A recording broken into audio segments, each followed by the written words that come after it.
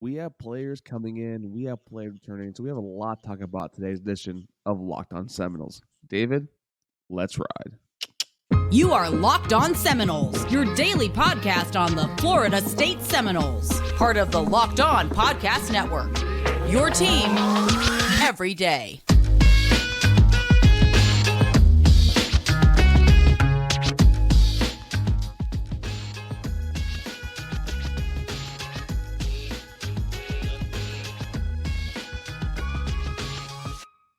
Good morning, good afternoon, and good evening, and welcome back to another edition of Locked On Seminoles. What's up, everybody? It's your boy Drake here. Today's episode is brought to you by BetOnline. BetOnline has you covered this season with more props, odds, lines than ever before because BetOnline is where the game starts. As always, I'm joined in the stream yard by my co-host, my boy, the homie, Mr. David Wise. Dave, what's going on, my guy? Drake, I'm happy to return for another episode. Happy for each of you to be listening to us, and I am happy that our entire football team is basically returning for next year. It's gonna be a lot of fun. Oh, it's going to be great. Before we do that, let's talk about a player that maybe the audience doesn't know too much about, and that is Mr. Darrell Jackson Jr., aka the defensive tackle coming in from Miami. He was teammates with Joshua Farmer back in high school. He's actually moving back up closer to home to be closer to family. Dave, I know you did a little bit of research, a little deeper, a little bit of a digging when it comes to stats and how the kid performed overall. Kid was a Maryland transfer before, so he'll be applying for a waiver. Coach, can you tell me a little bit about Mr. Darrell Jackson Jr.? Yeah, sure. So Darrell Jackson started every game for Miami last year on their interior defensive line. He is a starter quality player, and that's going to be important because we're going to need players on the interior defensive line. We've talked about this, that being one of the needs that we want to see addressed through the transfer portal. And my God, that took all of 48 hours after the transfer portal opened for us to land such a player. Darrell Jackson's a solid player. He was the best tackler on Miami's defense. He's solid on run defense. Overall, he graded out at 72.4.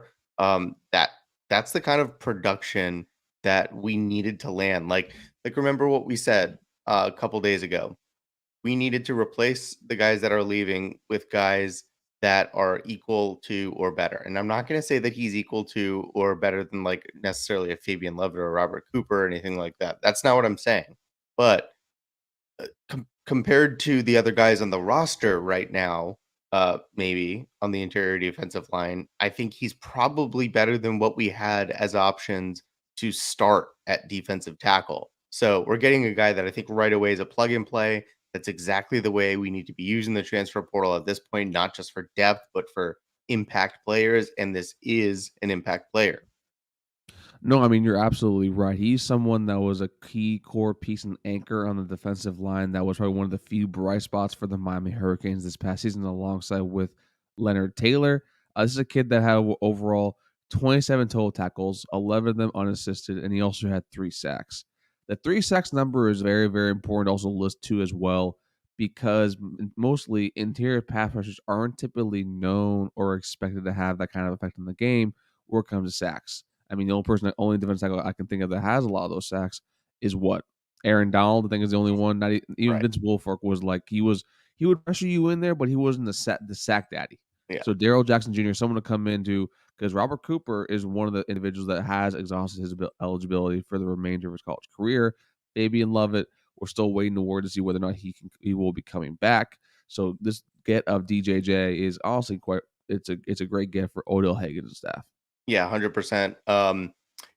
One number I didn't mention, 11 quarterback hurries. That would be, I think, 4th or 5th on Miami's team. And from the interior defensive line, like you said, that's not necessarily something you expect.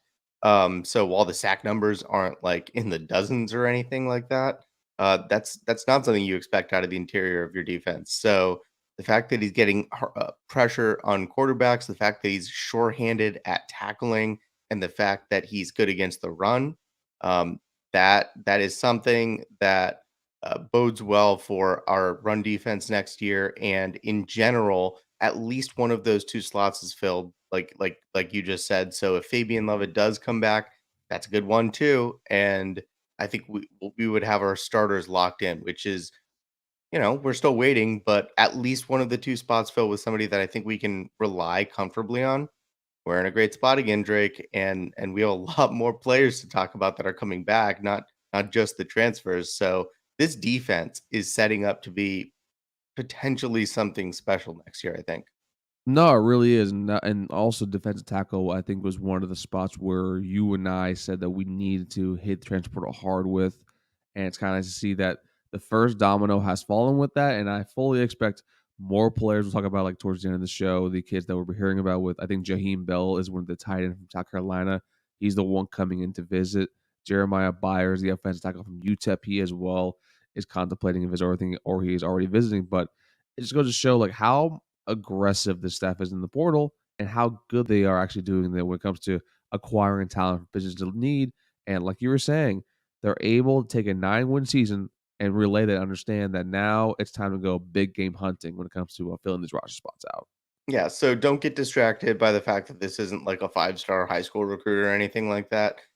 We It's what good. we It's really good. he's good. We need to be filling this roster with players who can compete to start and be reliable, and that's exactly what this is. So everybody should be excited about this. Doesn't need to be the number one defender on everybody's team that we get in the transfer portal. It needs to be guys that we can count on that are going to start for us, or really push the returning starters hard for potentially unseating them. That's what we're doing here. Mike's doing a great job, and this won't be the last of the impact transfers coming in. I mean, listen, man. For every Anthony Rizzo, you need a Ben Zobrist. You need the utility guy. You need the David Ross. You need a solid. You always need the 5-star player. Anthony Rizzo a few years ago, not Anthony Rizzo now. What I'm saying, but overall, you do need those solid players to fill out depth wise, because what we've seen for college football teams as a whole, the best teams aren't only creaming the crop at the top, but when you go down to the second player, their second teamers, and sometimes third teamers, you're still able to, like, not to skip a beat, and that's why, again, like, this is so important. That is right, Drake. The cream of the crop at the top. That is what we have coming in here. And Drake, I believe you have some cream of the crop to tell our folks about today. Well, I do, and that's our friends over at BetOnline. Because remember, folks, BetOnline is the fastest and easiest way to bet all our latest sports action, and also your number one source for sports betting info, stats, news, and analysis. But it's the time of year again, the favorite day. It's the Fade Dave segment of the day, of the week, of the month, of the millennium. David, Yeah. the Orange Bowl is especially orange this year. You have the Clemson Tigers as a 6.5-point favorite against the Hendon Hookerless Tennessee Volunteers. So, David, Yeah. I gotta admit you don't have much to say about this one, but what do you take in this game? Oh, I have a lot to say actually. The fact that Hendon Hooker I didn't receive more Heisman votes was confusing to me. Criminal, for being honest. He single-handedly made that team what they were throughout the year, and what they were throughout the year was a team that was in the hunt for the playoffs after couple decades of just complete suckage. Clemson, I think what they are totally depends at this point on what you're getting at quarterback. If you're getting the Cade Klubnik we just saw in the ACC championship game, I hate that team and I don't want to play them for a couple of years. Although I think next year, even with Klubnik, we're gonna be just fine with this defense we have coming back. But in I'm this not match, worried about the kid, to be honest with you, but this is me. okay. Well, in this matchup, I got to imagine you're rolling with Klubnik, and I expect him to be better than what Tennessee rolls out at quarterback, and probably by a touchdown or more. So I'm taking Clemson in that one. Give him the points. So, folks, fade Dave, take Tennessee plus 6.5, or ride with Dave at Clemson minus 6.5. Because, folks, remember, BetOnline is where the game starts. We're back. We are rocking and rolling here on Locked On Seminoles. And we want to thank you, each and every single one of you, for making us your first listen each and every single day. David, Yeah. players are coming back. They're running it back for one last time, or to finish the climb, as we've seen with the Balzan Collective, the graphics they've been putting out. The Balzan Collective has been a group that's primarily focused on player retention and retaining the players they want to keep, probably from hitting the portal or also from hitting the NFL. And yesterday, yesterday or the past few days since I last talked to you, we had several players come back. fill us in, fill the folks in on what you make of the kid coming back. Man, what a flurry or a barrage of news the last couple days of just the best news. Um, fill me fill in the gaps of what I'm missing here. So obviously Jordan Travis is coming back. Huge. We talked about that. Micah Pittman is coming back at receiver. He was kind of a little bit of the glue of that offense, and of special teams this year. You could rely on that guy. That is a great player to have coming back. A little bit of the soul of the team. Yeah, he's a Um, morale booster too. Also, Loki, his YouTube page is he's pretty funny. I'm not gonna front. he is pretty funny, but more important than that, that He can dude catch. gives a 1,000% every play he's out there on the football field, and I love that. Um, Robert Scott, Maurice Smith coming back on the offensive line. That's big continuity on this line, a line that's improved year over year. I think continuity is important unless you have a guy coming into the transfer portal that's like, some kind of five-star kid from Iowa or pretty much anyone at Iowa on the offensive line. Unless it's somebody like that, we need to be returning guys who have demonstrated the ability to improve and to play at least some kind of decent level. I think getting both of them back is really important for the protection of Jordan Travis next year. So I still expect us to hit the portal at the offensive line. I do. And potentially even going back to Micah Pittman at receiver, but getting those couple guys back at that spot is so important. And to be clear, that's just the offense. I think we're waiting on. No, we're not done on offense. Trey Benson coming back. I'm about to say that you forgot one of the most important pieces of the entire news yesterday. I didn't expect that, frankly, because running backs, they only have so much tread on their tires. I mean, what is the average age? What is the average duration of a running back's career in the NFL? It's probably a few years on average, I would So imagine. I want to say it's a little bit around higher than 3 years because primarily the average duration of a player's career in the NFL is 2.9, 2.8 years. Which, fun fact, you are eligible for, I guess, benefits from the NFL once you total 3 years of playing. So you can do the math and do the reasoning for that math in your head if you want to. Yeah, that makes sense. So and that's why I thought it made sense for Trey Benson to go pro. Like he had his breakout season.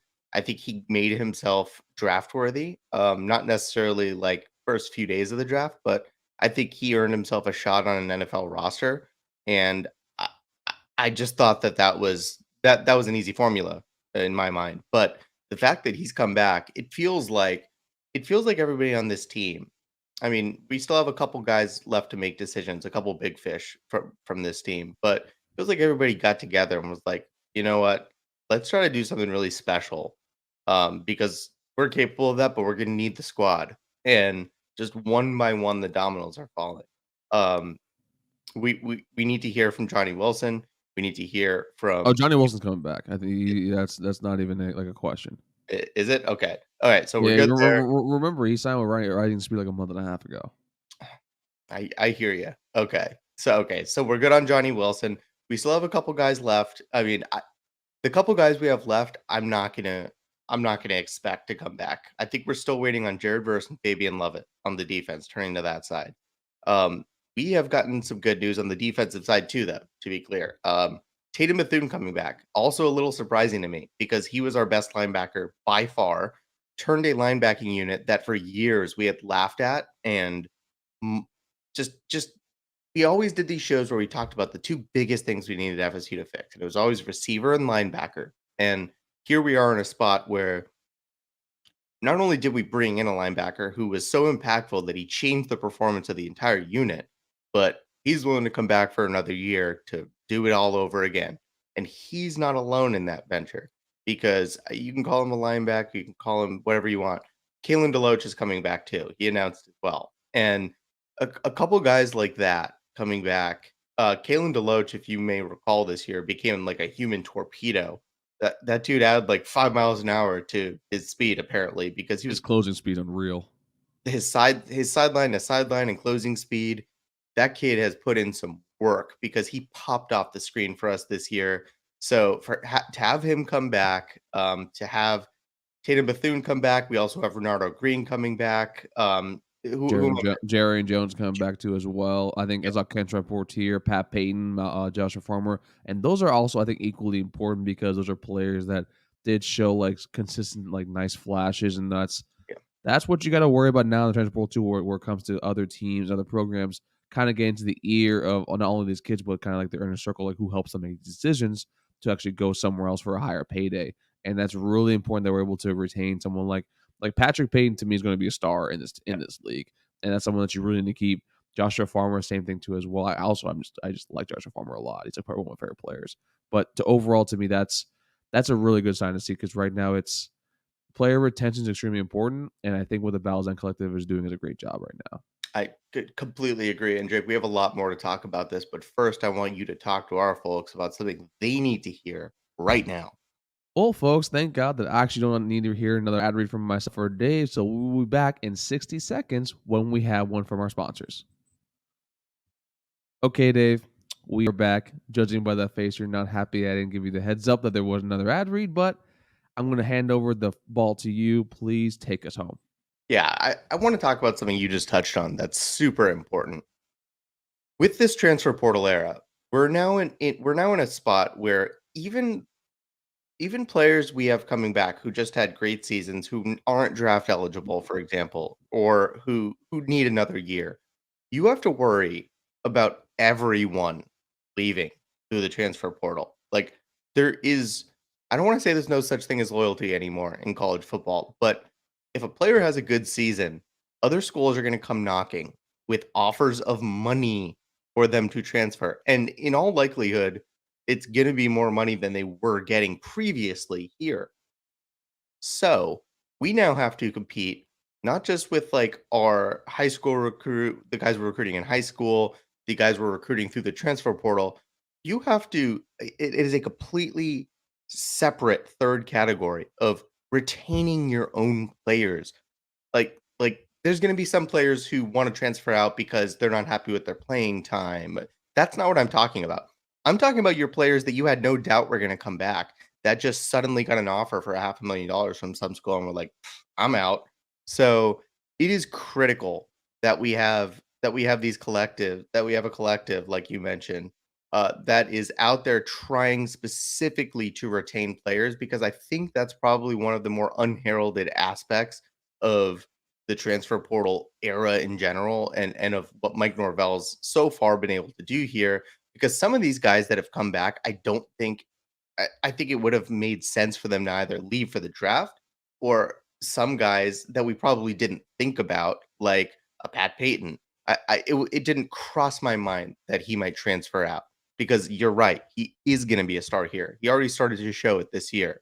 But had we not done that, retained him, who knows the offer he would have gotten in the transfer portal from some desperate school like Texas A&M or something like that. Not specifically them, but you know what I mean. Like somebody would have thrown money out at him because someone else saw that tape that we saw. I mean, Dave, you're extremely good at your job. You're someone that has gone from one law firm to another. Whenever you've gone done a big case something like that, you've been emailed. You've gotten the heads up from like some headhunters or like some recruiters. This is nothing different than that. Once you're showcased that you actually have solid talent or potential, there are going to be other people, other programs that are going to be after you for your services. So college football, especially with the way NIL is set up, also as well with the transfer portal, it makes it a lot easier for that to happen. And also it's something that's quite frankly, it's not super surprising. And it's like you're saying with Patrick Payton, Joshua Farmer. So the Battles End specifically focused on retaining these players, retaining these athletes, is extremely important to not only maintain the consistency of the program, but also maintain the culture of the program too as well. It's very difficult to when someone leaves the program that you already know is a fit here. It's hard to actually go back in the portal and find someone that is automatically a fit here when you have to go get an extra piece or two when you lose someone. Yeah, so keep it in mind. I think this is the kind of perspective we need. Miami's recruiting class is pretty good. Like they're bringing in some blue chip players. Bro, it's like top 7. Here's my question. Would you rather have a 4-star defensive end right now from high school, or would you rather have Patrick Payton? I'd rather have Patrick Payton. You would, because you know who he is. Yeah. Right. So it takes the guessing out of it. The knowing what he is has been done. That's the uncertainty with all of the high school recruiting. You have tape, but you never know. Like there have been 5-star busts. Um, DJU hasn't exactly lit it up at Clemson. So there's still that element of not knowing with high school recruiting. That's why I think the transfer portal is alluring to a lot of people who don't like the fact that we're paying a lot of money to these kids when we don't know what they are. Retaining your own players, I think, like you said, is so important for continuity and for the culture of this team. And the culture of this team is exactly why these kids want to stay here. Mike Norvell has done an incredible job at selling these kids on his vision and on why it makes sense for their careers to come back. And obviously what we're building, which next year I think it's ACC championship or bust with how many players have announced their return. So couldn't be more excited about some of this unexpected news, Drake. I mean, dude, it's quite frankly, it's pretty wild because I did not expect some of these kids to come back here. I'm all about going, getting your bread, getting your money, getting your chicken right. But to me, like seeing like Tatum Bethun was someone that my brother, when he transferred over, he was like, "Y'all got a good one," and he was exactly right. With Jared Verse coming in, I am still of the belief, like you're saying, Jared Verse. I think he's better off going to greener pastures and going to the NFL, especially after the injury he suffered. But he also could have not gotten the wrong grade that he wanted. Fabian Lovett, I think for family reasons, he probably should go to the NFL. But if but apparently his grade, I think draft stock wise, is like towards the back half of day 3. So maybe, just maybe, you actually make more money when you actually get if you're given a package to basically stay here at FSU. So to me, overall, I think you keep it that way, and it's really good to actually have people kind of fully focus on this mission, this endeavor, because like you said, it's not often talked about. It's a little difficult, and it's quite frankly, we're doing a great job at it. Yeah, everybody on this team seems to be on the same page. They all seem to be pulling the rope in the same direction. And when you have that going on and you infuse that with talent that can compete with your rivals and the better teams in the country, you're going to become one of the better teams in the country. And I think that's right the spot where we are. So go out and win your 10th game this year, sell that to some more transfers, and I think you are well on your way to an ACC championship team next season, with one of the highest performance and highest talent level rosters probably in the conference next year. If you can really infuse this with some more talent in the transfer portal and maybe keep one more surprise guy or two, we'll see. I think there's a few more surprises from there. I think we'll hear some more players from the portal. We're talking about like Kyle Morlock is going to be one. I would love to get the now I know his name is Fentrell Cypress, the defensive back from Virginia. I think that's a kid that you really need to kind of put your eye on, because defensive back wise, we did retain Renardo Green, we did retain Jarrian Jones. However, I too truly believe we need the one at least shutdown corner to kind of help out between the two. But that is enough for today, David. I'm not going to tell you what to do, but I want to thank the folks personally for myself for thanking each and every single one of you for Locked On Seminoles, for listening each and every single day. And now for all love and support. And Dave, take us home. Everybody, thank you so much for being here. I love you. I appreciate you. We could not do this without you. And I could not be more thankful to each and every one of you for our podcast. Find us anywhere you find your podcast: Spotify, Stitcher, Apple, Google Play, all the places. For the YouTube, please like the video if you like the video, which you should, because I'm talking about us being good. Positivity today, folks. Subscribe to the channel, please, and ding that little bell at the top. Turn your notifications on. It will let you know when our episodes drop. And leave us a comment, please. Who are you most excited about coming back next year? What are your thoughts on all of these returning players that maybe you didn't expect to come back? It's got to make you feel good about Norvell and company, doesn't it? It really, really does. And folks, we'll be bringing back the state of the FSU in the new year. We'll be having discussions with all as well. Trey Rowland coming back. We'll hopefully bring on Ingram Smith, the new president of the Battles End Collective, and also the member of the Nolecast, Max 2 as well. Want to bring on Coach AB. Want to bring on everybody. So please comment down below which FSU media personality you want to come on and give us their thoughts on the team and on the program. But that's it for today. Happy Friday.